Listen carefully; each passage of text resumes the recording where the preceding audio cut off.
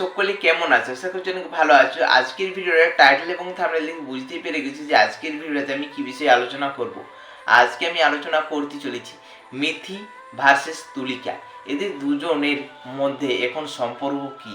তোমরা ইতিমধ্যে সকলে জানো যে তাদের সম্পর্ক ছিল প্রথমে বান্ধবী, তারপর হলো বৌদি, অর্থাৎ ননদ বৌদির সম্পর্ক। আর বর্তমানে তাদের কি সম্পর্ক চলছে সমস্ত কিছুই জানিয়ে দেবো এই ভিডিওর মাধ্যমে। তো অবশ্যই কিন্তু ভিডিওটি শেষ পর্যন্ত দেখুন। তাছাড়া এই ভিডিওতে আমরা আলোচনা করতে চলেছি সোশ্যাল মিডিয়াতে কে বেশি এগিয়ে রয়েছে। অনেকেই তোমরা মনে করো যে মিথি ভাইরাল হয়েছে তুলিকার জন্য, আবার কেউ কেউ মনে করো যে তুলিকা ভাইরাল হয়েছে মিথির জন্য। তো আসলে কে কার জন্য ভাইরাল হয়েছে সেটাও তোমাদেরকে জানিয়ে দেবো। তাছাড়া সোশ্যাল মিডিয়াতে কে বেশি এগিয়ে রয়েছে এবং কে বেশি টাকা ইনকাম করে সোশ্যাল মিডিয়া থেকে সমস্ত কিছু আজকে কিন্তু জানিয়ে দেবো। তো অবশ্যই কিন্তু ভিডিওটি শেষ পর্যন্ত দেখুন। চলো প্রথমে আলোচনা করব তাদের সম্পর্কটা কি। তো প্রথমে কিন্তু তুলিকা ছিল মিথির বেস্ট ফ্রেন্ড বলা যায়, মানে তারা খুব সুন্দর বান্ধবী ছিল। তারপর কিভাবে সে বৈদি হয়ে উঠলো চলো সেটা তোমাদেরকে একটু জানিয়ে দিই।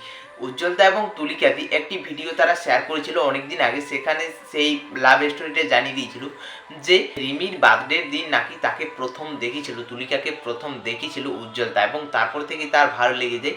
আর তারপর থেকে তাদের লাভ স্টোরিটা শুরু। অর্থাৎ প্রথমে কিন্তু ছিল তুলিকাদি মিথির একটু বেস্ট ফ্রেন্ড, আর তারপর হয়ে ওঠে বৌদি।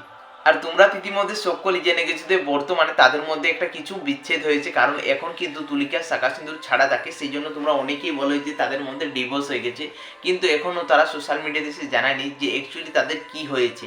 তবে হ্যাঁ, শাঁখা সিঁদুর ছাড়া যেহেতু তুলিকা রয়েছে, কারণ তুলিকা যতদিন ছিল মিথিদের বাড়িতে সেই সময় সে একদিনও শাঁখা সিঁদুর ছাড়া থাকতো না। আর হঠাৎ করে যে 8-9 মাস হয়ে গেল যে শাঁখা সিঁদুর ছাড়া রয়েছে, সেই জন্য কারো আর বুঝতে বাকি নেই যে তাদের মধ্যে কি হয়েছে।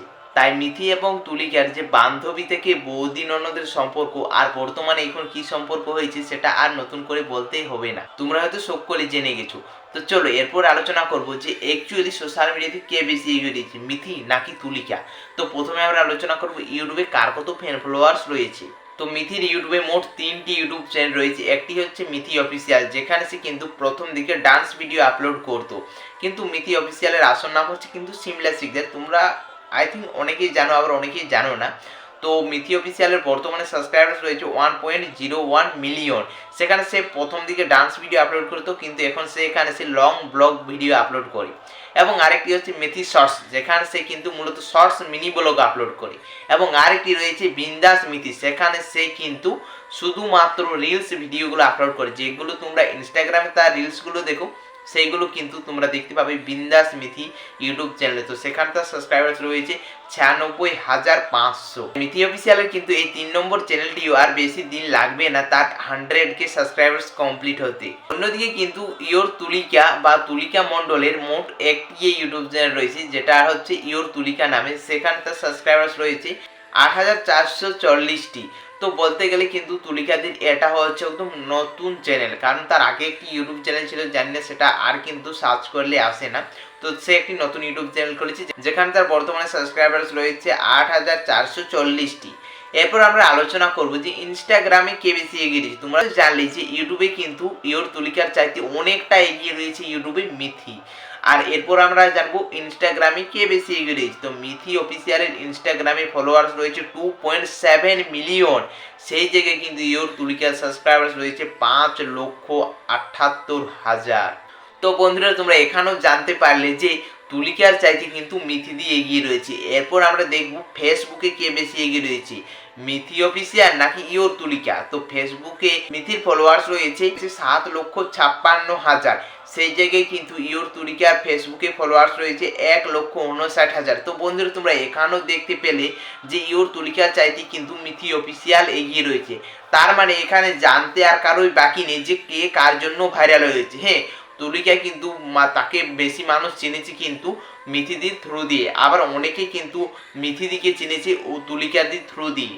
তো বন্ধুরা তোমরা জানতেই পারলে যে সোশ্যাল মিডিয়াতে অ্যাকচুয়ালি কার বেশি সাবস্ক্রাইবার্স রয়েছে, মানে কার কত ফ্যান ফলোয়ার্স রয়েছে। তো চলো এরপর আমরা আলোচনা করব সোশ্যাল মিডিয়াতে কে বেশি টাকা ইনকাম করে, মিথি নাকি ইয়োর তুলিকা। যেহেতু ফ্যান ফলোয়ার্সের দিক দিয়ে বেশি এগিয়ে রয়েছে মিথি অফিসিয়াল, তাহলে নিশ্চয়ই টাকার দিক দিয়েও বেশি এগিয়ে রয়েছে। অ্যাকচুয়ালি এটা একদমই নয়, কারণ সোশ্যাল মিডিয়ার ইনকাম জন্য তারা অ্যাডসেন্স থেকে টাকা ইনকাম করে, তার চাইতে কিন্তু বেশি টাকা ইনকাম করে থাকে স্পন্সরশিপের মাধ্যমে। যাই হোক, সোশ্যাল মিডিয়াতে কিন্তু প্রতি মাসে সমান ইনকাম হয় না, কোনো মাসে বিএসসি আবার কোনো মাসে কম, মানে সম্পূর্ণটা নির্ভর করে সেই মাসে তারা কীরকম ভিডিও আপলোড করছে, বা সেই মাসে তাদের ভিডিওর ভিউজ কীরকম হচ্ছে, বা সেই মাসে তারা স্পন্সরশিপ কেমন করছে, সেটার উপর কিন্তু তাদের মান্থলি ইনকাম ধরা হয়।